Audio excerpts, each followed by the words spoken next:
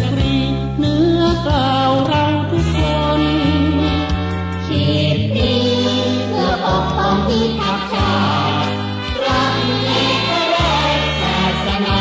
มั่นคงอันเหล่าแค่พระพุทธเจ้าทุกคนตรัสแด่พระบาทพระภูมิพลจิตยงกตัญญู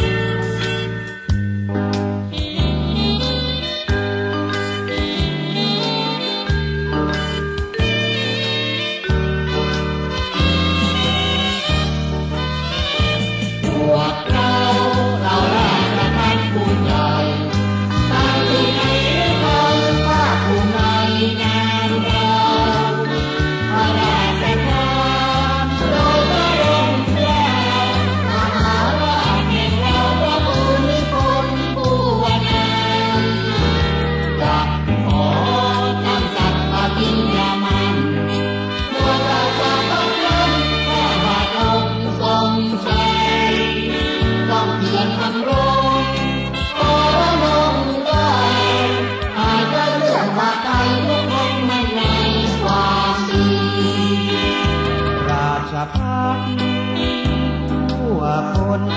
จะนำความรู้แห่งตนพัฒนาไทยทันจะขอพิทักษ์ตำบลปัตตภี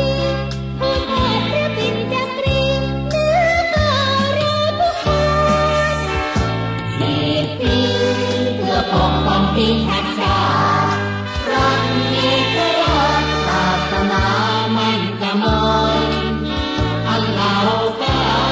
พระพุทธเจ้าทุกคนตรัสแด่พระบาทพระภูมิพล